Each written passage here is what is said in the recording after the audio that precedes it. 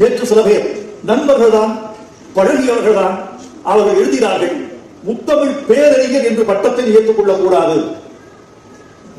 32 மணி நேரத்துக்கு முன்பு நடந்தது இது. ஏற்றுக்கொள்ளக் கூடாது. அது முத்தமிழ் அறிஞர் கலைஞர், நீ அவரை விட பெரியவர் என்று காட்டுகிறீர்கள். இது என்னப்பா? அப்படி பெற்றிருந்தாலும் கலைஞருக்கே அந்த பட்டத்தை காணிக்கை செய்யக்கூடியவர் வைரமுத்து. அப்படியே இருந்தாலும் தம்மின் தம்மக்கள் அறிவுடைமை மாநிலத்து மண்ணுயிர்க்கெல்லாம் இனிது என்ற குரல் வழி வாழ்ந்த இடத்தில் பிறந்தவன். இது என்ன தெரியுமா?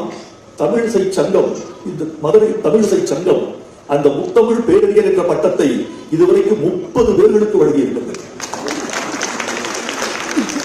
இந்த 30 பேர்களுக்கு வராத எதிர்ப்பு வைரமுத்துவுக்கு இந்த பட்டம் என்கிற போது மட்டும் வருகிறது என்றால், தமிழச்சாதியே நீ அடையாளம் கண்டு கொள், தமிழச்சாதியே நீ புரிந்து கொள். வைரமுத்துவுக்கு வந்தவுடன் சமூகம் படைதிரட்டுகிறது. இது ஏன்?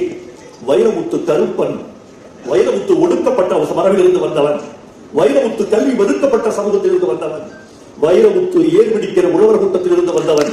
இவனுக்கும் கல்விக்கும் என்ன சம்பந்தம் என்று ஒரு கூட்டம் இருக்கிறது.